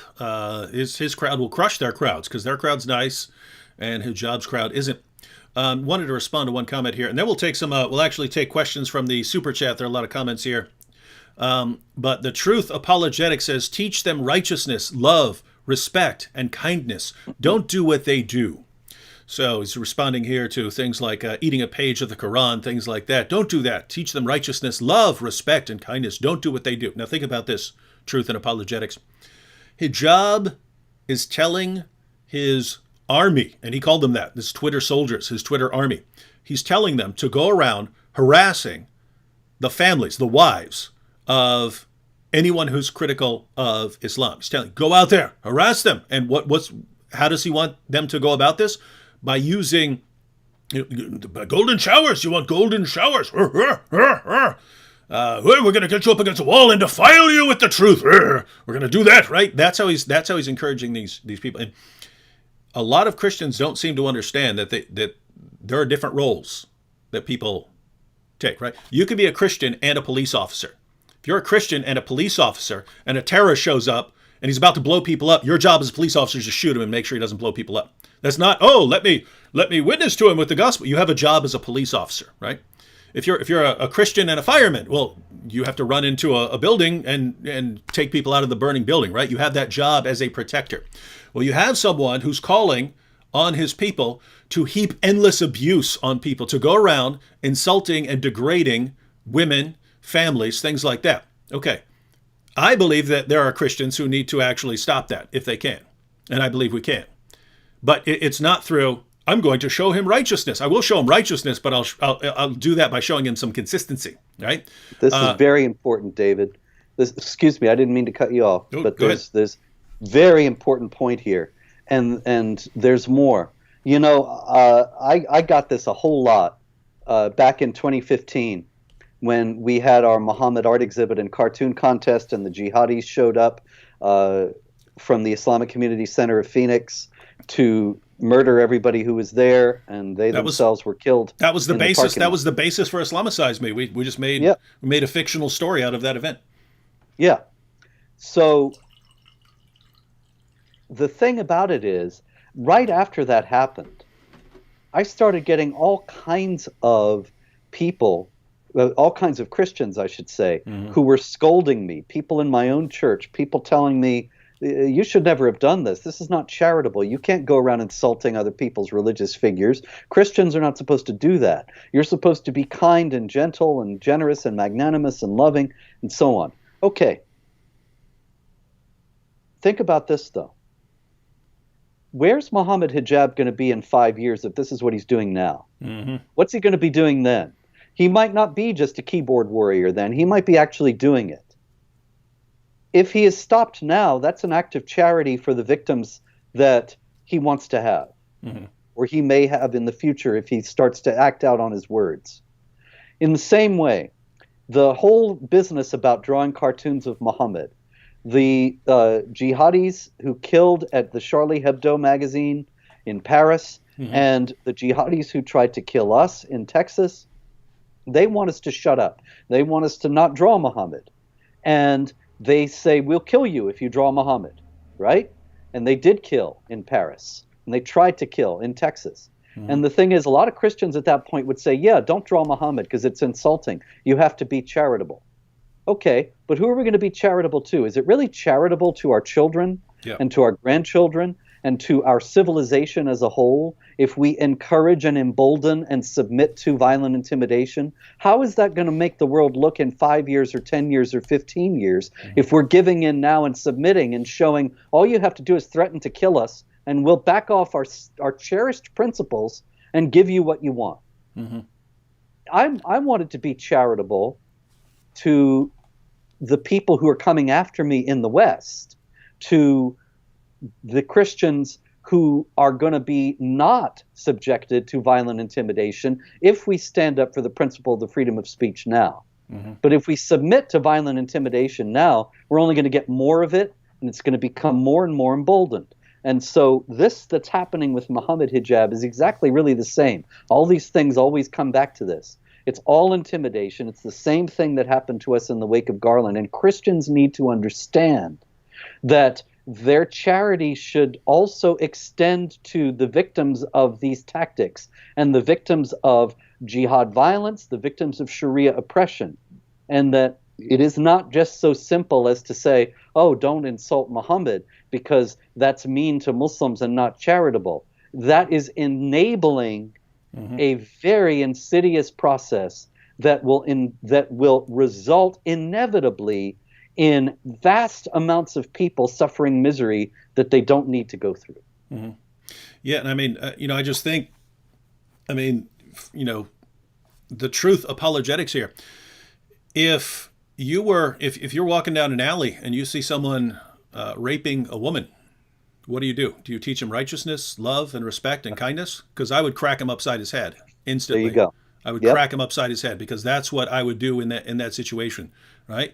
Later on, if you want to visit him in jail and so on, or if while you've got him pinned to the ground, you want to teach him something, great. But that's what I would do in that situation. Well, imagine that someone's not being raped. What if a guy is just screaming and heaping abuse on a woman on a train? What do you do? Well, it kind of depends on the situation, right? What if you see someone plotting something, and he's sitting there, and he's got an army of Twitter trolls, and he's plotting this campaign of sexually explicit and torture-based harassment of women? Well, if you can stop that, I believe you should stop it. So this is not David Wood as a Christian apologist. This is David Wood as a man. If God didn't want me going after these guys and stopping them from doing this stuff, he shouldn't have made me a man. You know what I mean? There you go. Yeah. Right? So I look at this situation and I say, okay, here's a job. Here's what he's about to do. And the vast majority of people have no idea how to deal with them. I know how to deal with them and make him stop. Yeah. Well, great. Now I believe that I'm put here by the Almighty to go out and stop him, right? And There are very few men these days. That's that's a big reason why people don't understand this. And they equate being charitable with being cowardly. And, turn the other cheek has become this vastly misunderstood principle, I believe, that means let injustice run wild and let your loved ones suffer because you're not willing to defend them. Yeah, how's that worked out, church? Church, how's that approach been working out for the church? Huh? Yeah, let's ask the Church of Egypt or the Church of North Africa or the Church of Syria or Iraq. Christians in America, how's that been working out for you? Let's just make sure we get along and we never hurt anyone's feelings and never offend anyone. How's that worked out for you? All right? No. And also this quietism, this passivity. I've spoken to lots of Christian groups where over the years people have ultimately responded to the explanations that I've given them about the jihad imperative by saying, well, Jesus is going to protect us and prevent all this from happening. Well, how can you be sure that that's going to happen for the church in America when it didn't happen for the church in North Africa or the church in the Middle East or the church in so many other places? Mm-hmm. I'm not saying that he's not that the final consummation of all things and his return is not going to happen, but to just count on this is to allow those who would destroy the church a free hand. And to destroy the church is to destroy the future of our children and our children's children, because you're condemning them to live in a society where they will be constantly threatened, constantly harassed, enslaved at will. And if you don't believe me, just look at how Christians have it in these Sharia states. Mm-hmm. Yeah. And all right. So, yeah, just to sum up there, if you're saying, guys, here's what it looks like. Here's what it looks like you're saying to me, right? So this is what it looks like. Here's a guy who's about to do horrible things to a lot of women, and I can stop him, but don't stop him. That's what you're telling me. Yep, that's charity according to all too many people in the church today. One thing I know about Jesus. He picked a lot of fights. That, my friend, is a completely forgotten and misunderstood aspect of the gospel. Mm-hmm. Yeah, and guys, if you were an oppressor, oppressing other people, heaping abuse on other people, Jesus was coming after you. Jesus was coming after you. And then gosh, I can imagine some of these guys here being around at the time of Jesus. Jesus, woe unto you, scribes and Pharisees, you hypocrites, you whitewash them. No. Just teach them righteousness, Jesus. You're doing it all wrong. You're doing it all wrong, Lord. You're going to insult them. There is that passage where he says, don't you realize you insulted them? Yeah. Oh, I love that passage. Yeah, he says, yeah. So he's going after one group, woe unto you, and then the other group says, you're offending us too. Yeah, woe unto you too. And he's blasting away in all directions there. Very different from a lot of Christians in United States and Europe nowadays. All right, let's go ahead and take some comments from the chat. We got some questions. I mean, from the super chat here, we got some questions. Cassia just said 100. I guess that I'm not familiar with the with the internet slang, but I think 100 just means like 100% or something like this.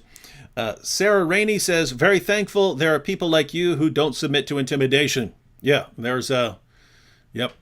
So Yep. There aren't a tremendous number.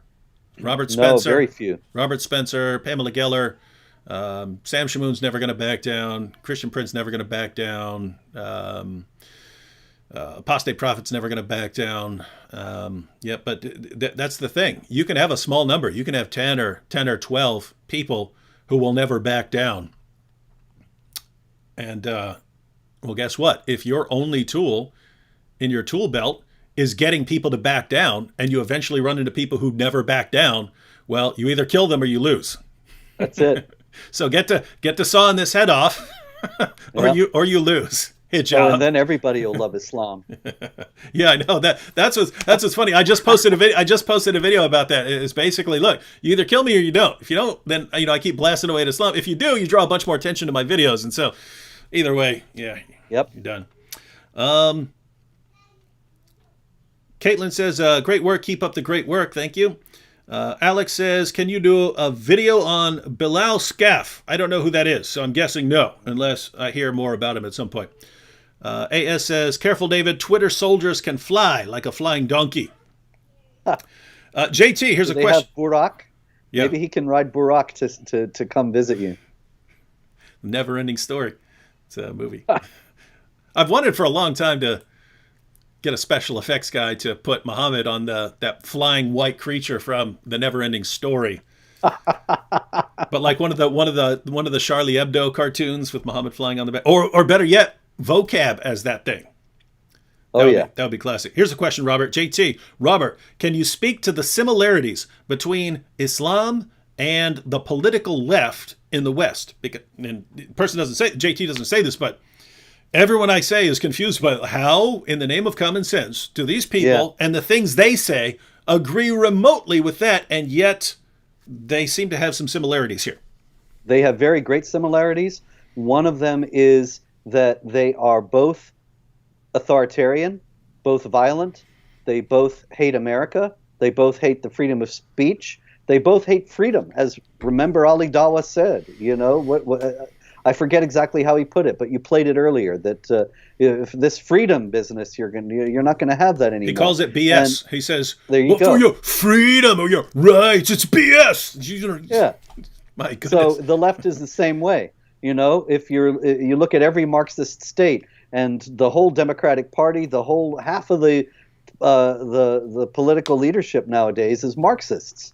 And Black Lives Matter, Marxists, they avowedly, by their own words, they said this is a Marxist organization. The leader said.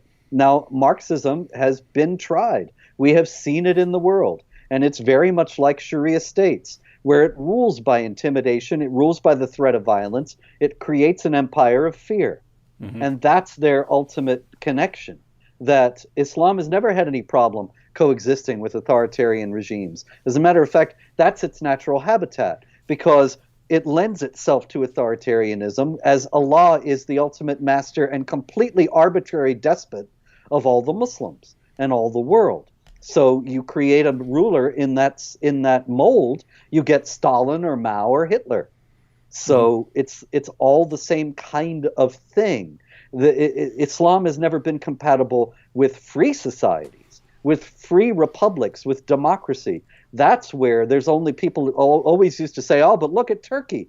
Turkey is going to be the model for all the other Islamic countries. Nobody says that anymore. Yeah, it may well be, but not the way they were telling me. This is another thing where the edifice is crumbling these days, and Turkey becoming an Islamic state, rapidly re-Islamizing, converting Hagia Sophia into a mosque, which is, I think, an interlocking set of symbolisms there. Hagia Sophia was originally a church symbolizing the glory of Christianity. Then it was a mosque symbolizing the victory of Islam over Christianity. Then it was a museum signifying for Ataturk, the founder of secular Turkey, the victory of secularism over Islam, which he hated. Mm-hmm. And now Erdogan has rolled that back, and he is reasserting that Islam is victorious over both Christianity and secularism. So nobody talks about Turkey as a wonderful democratic model anymore. Islam always tends back toward authoritarianism, and that's where the left lives. And this seems to be happening a lot over the past couple decades, really, that people have there's this general widespread belief, and then it kind of gets tested and they find out that it just blows up in their face. So when Barack Obama came to power and he went over and gave his Cairo speech, there was this general attitude everywhere I looked that the reason you have these problems is because the Muslim world just feels like it's been disrespected and we've been mean towards them. And if we just go and show them respect and show them that, we have no problem with them and that, if we bow to them and so on, you'll see that peace and democracy will flourish, because right now it's just they're angry about us being so mean and not showing them respect. And so everyone really thought that. And then Barack Obama goes over and just heaps praises on them and goes around bowing to everyone. And, hey, let's help all these, freedom-loving peoples rise up. And then you get the Arab Spring and you get ISIS and you have all these jihadi movements collapsing entire countries. And the good thing that came out of that is I don't hear a lot of people who think that anymore. Like, if you just went and bowed to them and showed them a little respect and showed them this is how you interact, right? That was the whole thing when Obama was going over there. You guys have never learned how to interact with these guys. I'll show you how it's done. I'll show you how to get them to love us and love our culture and love our civilization. I'll show you how to do it. Bam, ISIS, brilliant plan. Yeah. So fortunately, tons of people die because of because people have these various beliefs that then get exposed, and then you spend decades trying to clean up the messes that have been caused. But because American foreign policy has been based on that since before Obama. Mm-hmm. George W. Bush really started that ball rolling right after 9/11 when he said Islam is peace, and spent most of his speech. People don't remember this part of it. He spent most of his speech telling Americans not to attack innocent Muslims, as if that were happening, as if Americans would do that. For the most part. But he set the tone that really continued and still continues to a tremendous degree in the foreign policy establishment, the State Department, and so on. But it's only Trump who has set a different direction going and finally stood up and said, we're not going to keep submitting to intimidation. We're not going to keep trying to win hearts and minds over people who only grow more suspicious of us when we try. Mm-hmm. Has Robert heard of recent riots in Indian city of Bangalore? Someone posted something about Muhammad and Muslims burnt down 2 police stations and homes. So did you follow that story from India? Yeah, of course. The gentleman here or the lady should read Jihad Watch. Jihadwatch.org, updated 10 times at least daily with news and commentary on jihad activity in the United States and around the world. We had coverage of the riots in Bangalore. We showed what they were based upon, which was the rumor of a blasphemous Facebook post.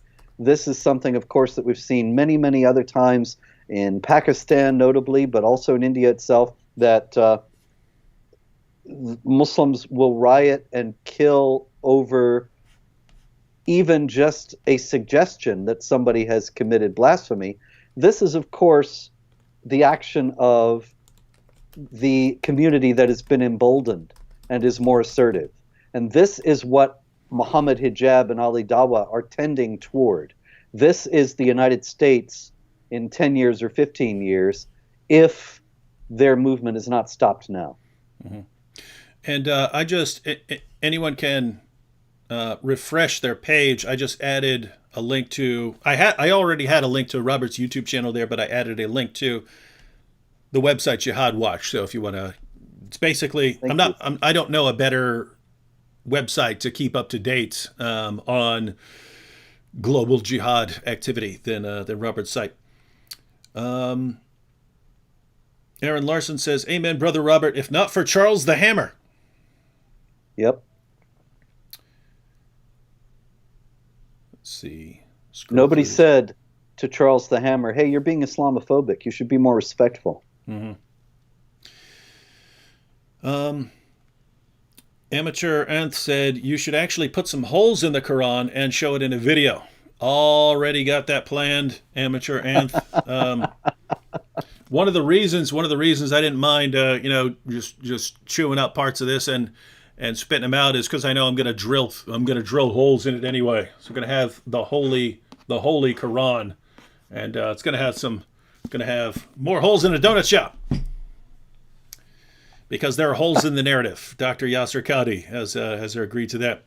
Yes. Islam Critiqued. Are you familiar with Islam Critiqued? His channel? I don't know. I don't think so. Colin, yeah, he started up way later than the rest of us, but he's been putting out phenomenal content. So Islam Critique said, Mohammed Hijab wanted me to tell you, you're in trouble, boy, but he spelled it urine. I got it. Yeah. Grace with the super sticker. Choose Jesus, says Jesus Akbar. Lucis MMV said, Allah didn't protect his Quran again. Maybe he was asleep or maybe he was away on a journey. he's applying the Elijah text to me eating the Quran. And then we have a message from the apostate prophet himself. Said, I don't understand why Muhammad Broomhead approves of sexually insulting Allah when we would never tell him to go and orally satisfy his beloved Muhammad. So notice, everyone, the hijab saying, well, I would never do this, therefore you should never do. Well, hijab, I would never lie to someone while setting up a debate. I would never break an agreement. You do all these things, so don't demand consistency when you show none, right? It's also perhaps worth noting here that Muhammad, given the contents of several hadith about kissing men and so on, he might not be averse to that kind of idea. Yeah, you do find we've talked about it. We talked about this recently, where there's this story about someone named I think it's Diha al-Kalbi, but it's someone who was seen leaving Muhammad's house on various occasions, and Muhammad was asked about it, and the response was, no, that was Gabriel. That was the angel Gabriel. He looks just like that young man. Right? So I don't know, but see, here's the thing. If Muhammad were like good and righteous in every other way, I wouldn't think, oh, well, maybe he was doing something with this young guy. But given everything else that I've seen from him, walking around covered in semen stains and, having sex with between 9 and 11 wives, women and girls in a single night, and all these other perverted things. I have to take the wife of my own adopted son. Oh, I have to take this little girl. Oh, I have to take this old woman. It just seems like there weren't a lot of limitations on Muhammad's sexual behavior. So I think he was definitely a deviant there. But more on that as things unfold with Mr. Hijab here. George Bond says 37 Arabic Qurans equal 37 Allahs. Which Allah do you pray to? An even better question is, who does each one of those Allahs pray to? Because Allah prays for Muhammad, ladies and gentlemen, according to Mohammed Hijab. Jason Lippert says David is living rent-free in Hijab's head. Yeah, it's looking at his Twitter page, my goodness, if he's blowing up on his Twitter page with that right now, imagine once I actually get started. Silencer says God is so wonderful. True. Aaron Larson says, that's the most infuriating thing about these guys, the sheer dishonesty. Preach on, brother. So, yeah, it's the lying. It's the lying. And Robert, you've experienced this. We've both experienced it with the same people. The lying. If you don't trust them, then you're a racist. But then as soon as you do trust them, they take advantage of it and they lie to you. Yeah, well, you mentioned before the guy in Philly, the Shiite imam. I can't remember his name. Do you remember his name? No. But anyway, he, as you noted, they took the last 10 minutes and did not allow for any rebuttal, and waited till that time to come out with all these blistering personal attacks. Showered you with abuse. Yeah. Yes, with no chance to respond.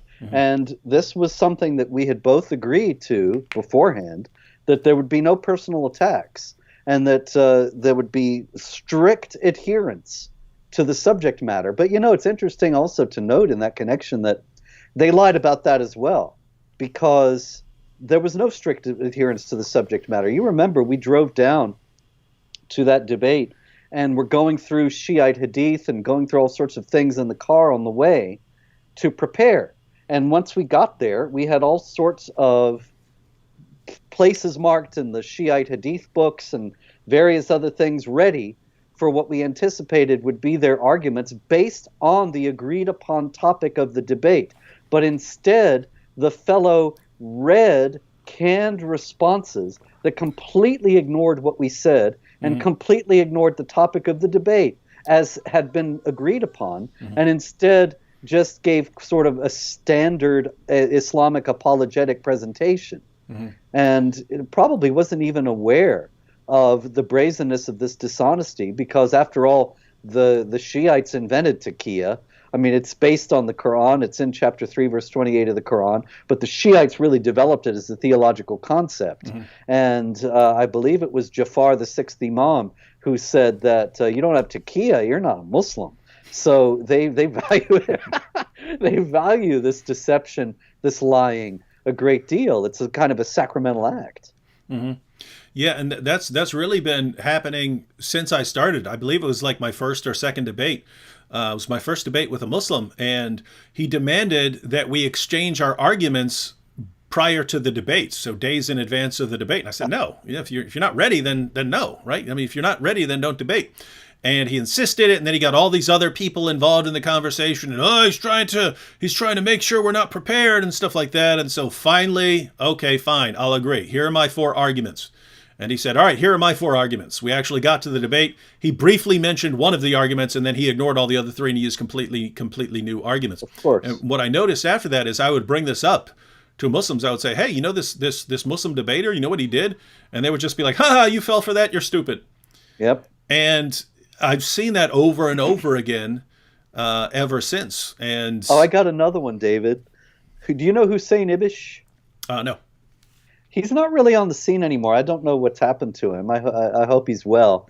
But Hussein Ibish, right after 9/11, was very big in the literal sense. He was huge, probably 500 pounds. That's pretty cool. A spokesman for an apologist for Islam. And I tangled with him several times on various shows. And I was on some show once and was talking about Islamic anti-Semitism and noted that the Quran said that the Jews were transformed into apes and pigs. And he said, that's not in the Quran. Now, I was sort of dismayed because obviously, it's in 3 places. Chapter 2, 62 to 65, 559 and 60, and 7166. It's very clear there are plenty of Islamic preachers today who refer to the Jews as apes and pigs or the children of apes and pigs because of these passages. But he was brazenly denying it. I then gave the verse numbers, and that's not even the end of the story. He then wrote an article in a magazine. I wish I could remember which one, but anyway, it doesn't matter, saying Spencer is this brazen liar, and he said that the Quran says that the Jews were transformed into apes and pigs. And of course, none of that is in the Quran.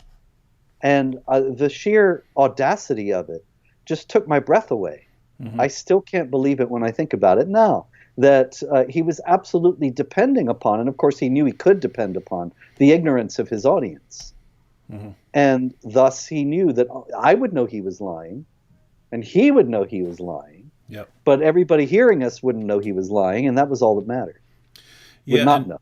Yeah, and one thing you find out is that the fans just don't care, right? Like you could line up 100. Now, to be clear, not talking about all Muslims here. There are plenty of Muslims who would find this behavior reprehensible. I'm talking about the people who gather around someone like Mohammed Hijab. You can line up 100 Mohammed Hijab fans and say, hey, the Muslim side demanded that David agree to all these rules, and the Muslim side agreed to all these rules, and then the Muslim side broke all the rules. David stuck to the rules. Is there a problem with that? And the response is absolutely not.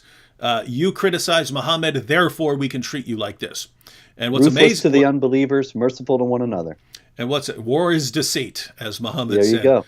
And yet, if we were arranging another debate right now, and they said, and here are all the rules that we must follow, and I said, I'm not signing on to any rules with you. You guys are liars. This bigot, what a coward. He's refusing. He sees the power of our intellectual arguments for Islam. Wow, what a religion, man. What a religion.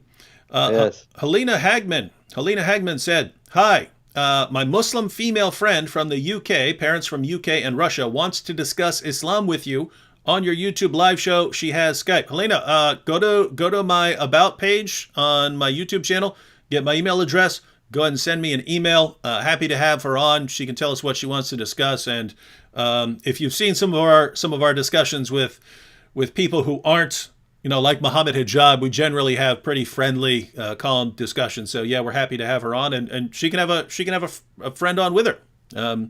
So if she wants to bring her a mom on or something like that, we're happy to have them on. David, you're working from the Quran now. That if bring two women, because if one of them forgets, the other one can help her. Chapter 2, verse 282. That's good. That would be funny if that actually, they were. I can't remember. Aha, that's right here.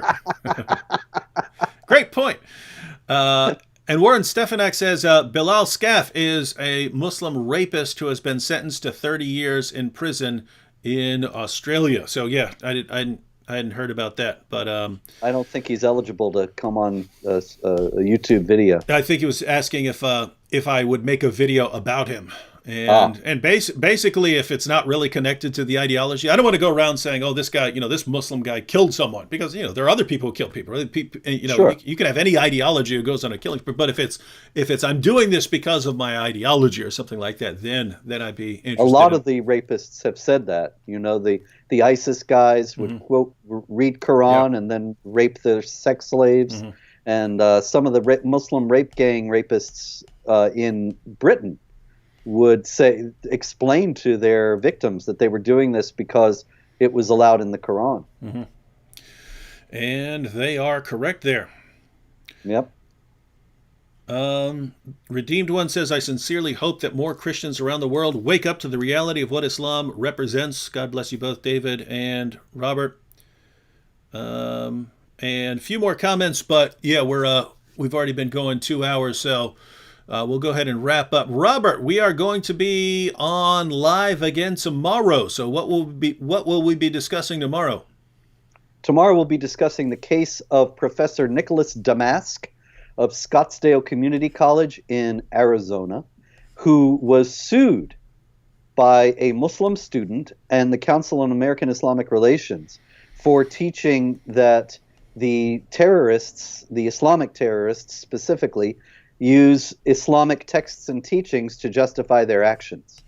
And this was actually the subject of a lawsuit that was settled this morning, or there was a ruling on it this morning in the U.S. District Court in Arizona. And so I won't tell what the ruling was, but this is all about whether criticism of Islam is going to continue to be legal in the United States. And there are a great many implications to this case. So this is CARE, the Council on American Islamic Relations, trying to silence a college professor from pointing out something that we would regard as pretty obvious and straightforward from the teachings of Islam. Exactly. And so CARE sued him to silence him. In other words, using the exact same methodology in a kind of different way as someone like Mohammed Hijab. It's always to silence. Yeah, it's always silencing people. And so one of the ways to intimidate people is to sue them and try to get them to lose their jobs and to and it immediately succeeded with the college. I'm not going to give away everything for tomorrow night, but it's worth noting that the college immediately demanded that Damask, the professor, apologize, and apologized itself, and was in complete surrender mode until some people reminded college officials about academic freedom and the First Amendment. Yeah. So anyway, we'll be talking about that tomorrow. We'll be going through. We'll check out some articles and discuss the situation and more about how this relates to Islam. Just a reminder to you Muslims who are watching, we want nothing but the best for you, right? I view you Muslims, even you really angry ones, even the hostile ones who are heaping abuse on us, heaping abuse on our families and so on. I view you almost as like I view people, who'd been kidnapped and brainwashed or something like that, right? So if you find out They someone's have, in this very real sense, they have. yeah, if you find out that someone's been kidnapped and brainwashed, then you don't, oh, let me go after this person, let me hurt this person. No, it's hey, let's try and help this person. When you've been told all your life that the only way to get close to God is through complete submission to everything that one of the most despicable people in history said or did or thought, you're going to end up with some problems. So we're trying to help you. That's what a lot of these videos are for. So when I blast your prophet, you tend to take it personally. Oh, he's attacking me. He's attacking me. No, I'm attacking your prophet. So you see how stupid it is to follow him, so that you can actually be liberated from this nonsense. All right. Any final thought there, Robert? David, I think that you're completely on the right track, and that this is a message that Christians all over the world need to hear and heed. So more power to you. All right. Lord willing, we will see all of you tomorrow, along with some pretty cool videos coming out. Again, if you didn't hear, if you came in late, check out Robert Spencer's YouTube channel. The link is in the description box, and his website, Jihad Watch. Definitely check that out. Best resource there is. Also, I didn't put the link in there. Maybe I'll add it later. I'll definitely add it to tomorrow's. Robert Spencer has the single greatest book in the history of the world on the history of jihad. So if you want to learn the history of jihad, get Robert Spencer's book, The History of Jihad. I've been studying Islam for years. I've been debating Muslims for years on the topic of jihad, and probably 70% of that information in that book was new information to me. So awesome stuff in there. And you really don't understand how relentless jihad has been until you see the entire history put forward. So check it out. Catch y'all later. Yeah, they never stop coming. Mm-hmm. People don't know. Thanks, David. Mm-hmm.